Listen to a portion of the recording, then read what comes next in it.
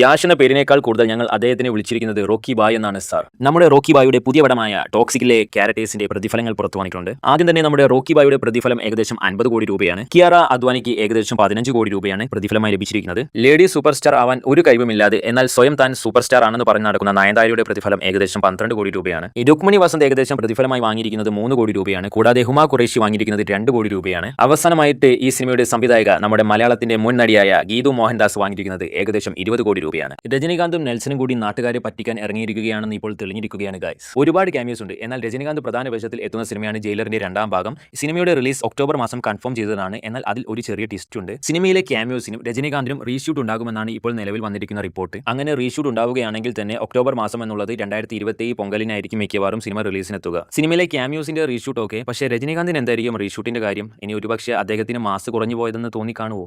നിങ്ങൾ ഇൻസ്റ്റാഗ്രാമിലൊക്കെ ഒരു 3 ഡ്രാഗനെ കണ്ടിട്ടുണ്ടാവും. 2 ഡ്രാഗൻ നല്ല ഓറ ഫീൽ തരുന്ന സാധനമായിരിക്കും, ഒരെണ്ണം കോമാളിയായിരിക്കും. അതേപോലെ തന്നെയാണ് ഇവിടെയും സംഭവിച്ചിരിക്കുന്നത്. മുരളി ഗോപിയുടെ വൻ സ്ക്രിപ്റ്റ്, ഒരു രക്ഷയുമില്ലാത്ത സ്ക്രിപ്റ്റ്. അനന്തകാട് എന്നാണ് സിനിമയുടെ പേര്. പക്ഷേ ഓഡിയൻസ് പൊട്ടന്മാരാണ്. കാരണം ഞാൻ 3 ഡ്രാഗനെ കുറിച്ച് പറയാനുള്ള കാരണം നിങ്ങൾക്ക് തന്നെ മനസ്സിലല്ലോ. ആ 3ാമത്തെ ഡ്രാഗനാണ് നമ്മൾ, അതായത് കണ്ടവരല്ല കാണാത്തവർ. സിനിമയുടെ 14 ദിവസത്തെ കളക്ഷൻ റിപ്പോർട്ട് വന്നിട്ടുണ്ട്. കേരളത്തിൽ നിന്ന് 2 കോടി 53 ലക്ഷം രൂപയും ലോകമെമ്പാടും നിന്നും സിനിമ 4 കോടി 45 ലക്ഷം രൂപ മാത്രമേ കളക്ട് ചെയ്തിട്ടുള്ളൂ.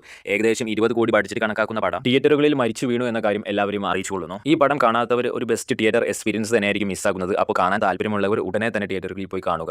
ഒരു കാടിന്റെ കഥ പറയട്ടെ. കുറച്ച് പേര് ആ കാട്ടിലോട്ട് വന്നു, ബോക്സ് ഓഫീസ് തൂക്കിയടിച്ചു. നമ്മുടെ ഹിന്ദി കില്ലാടി അക്ഷയ് കുമാറൊക്കെ പ്രധാന വേഷത്തിൽ എത്തിയ പടം. ബാക്കിയുള്ളവരുടെ പേരൊന്നും എനിക്കറിയില്ല, അതുകൊണ്ട് തന്നെ ഈ ഫോട്ടോ നോക്കി മനസ്സിലാക്കിക്കോളൂ. വെൽക്കം ടു ദി ജംഗിൾ എന്നാണ് സിനിമയുടെ പേര്. കേരളത്തിൽ പടം വൻ ഫ്ലോപ്പ് തന്നെയാണ്. എന്നാൽ 100 കോടിയാണ് സിനിമയുടെ ബഡ്ജറ്റ് കണക്കാക്കുന്നത്. ആദ്യ ദിന കളക്ഷൻ ഏകദേശം 15 കോടി രൂപയ്ക്ക് അടുത്തേ വന്നിട്ടുള്ളൂ. അതുകൊണ്ട് തന്നെ നെഗറ്റീവ് പറഞ്ഞവരെല്ലാവരും പറഞ്ഞു പടം ഇരുന്നു തുടങ്ങിയെന്ന്. എന്നാൽ അവരുടെയൊക്കെ അന്നനാളത്തിലെ ആമാശത്തിലും കയറ്റിയങ്ങ് അടിച്ചു കൊടുത്തിട്ടുണ്ട്. സിനിമയുടെ ഇതുവരെയുള്ള കളക്ഷൻ ഏകദേശം 180 കോടി രൂപയാണ്. അങ്ങനെ സിനിമ തിയേറ്ററുകളിൽ ഹിറ്റ് സ്റ്റാറ്റസ് നേടിയെടുത്തിട്ടുണ്ട്. എങ്ങനെ പോയാലും സിനിമ 200 കോടിക്ക് മുകളിൽ കളക്ഷൻ വരുമെന്നും റിപ്പോർട്ടുകൾ വരുന്നുണ്ട്. അപ്പോൾ ഇതിൽ നിന്ന് മനസ്സിലാക്കേണ്ട ഒരു കാര്യം, ഹിന്ദിയിൽ നിന്ന് കുറച്ച് ഫാന്റസി പടം വന്നു കഴിഞ്ഞാൽ ബോക്സ് ഓഫീസ് മിക്കവാറും കുലുങ്ങുക തന്നെ ചെയ്യും. സത്യം പറഞ്ഞാൽ നല്ല പടം എടുത്തു വെച്ചിട്ടും തൊട്ടതെല്ലാം പേച്ചിരിക്കുകയാണ് ലോകേഷ് കനകരാജിന്. സമയം മോശമാണെന്ന് തോന്നുന്നു. പക്ഷേ ആ സമയമൊക്കെ മാറ്റാൻ ടൈമായെന്നാണ് എനിക്ക് തോന്നുന്നത്. ലോകേഷ് കനകരാജിന്റെ സിനിമാറ്റിക് യൂണിവേഴ്സിലുള്ള, അതായത് LCUലേക്കുള്ള പുതിയ പടം ബെൻസ്. സിനിമയിലെ പ്രധാന വേഷങ്ങൾ കൈകാര്യം ചെയ്യുന്നത് നിവിൻ പോളി, രാഘവ ലോറൻസ്, രവി മോഹൻ എന്നിവരാണ്. കൂടാതെ സിനിമയിൽ പ്രധാന കഥാപാത്രങ്ങളായി ക്യാമിയോസും വരാൻ ചാൻസ് ഉണ്ട്. കാരണം പടം LCUലുള്ള പടമാണല്ലോ. സിനിമയുടെ 50% ഷൂട്ടിംഗ് കഴിഞ്ഞിട്ടുണ്ടെന്ന് ലോകേഷ് തന്നെ കൺഫേം ചെയ്തിട്ടുണ്ടായിരുന്നു. ഇപ്പോൾ ഇതാ സിനിമയുടെ ബാക്കി 50% ഷൂട്ടിംഗ് തുടങ്ങാൻ പോകുന്നത് ഈ വരുന്ന ജൂലൈ 20-ാം തീയതിയാണെന്നും സിനിമയുടെ സംവിധായകനായ ലോകേഷ് കനകരാജ് കൺഫേം ചെയ്തിട്ടുണ്ട്. വളരെ പെട്ടെന്ന് തന്നെ ബാക്കിയുള്ള 50% ഷൂട്ടിംഗും കൂടി കംപ്ലീറ്റ് ചെയ്ത് കഴിഞ്ഞാൽ 2027 തുടക്കത്തിലോ പകുതിയോടോ കൂടി സിനിമ തിയേറ്ററുകളിലേക്ക് എത്തുന്നതായിരിക്കും.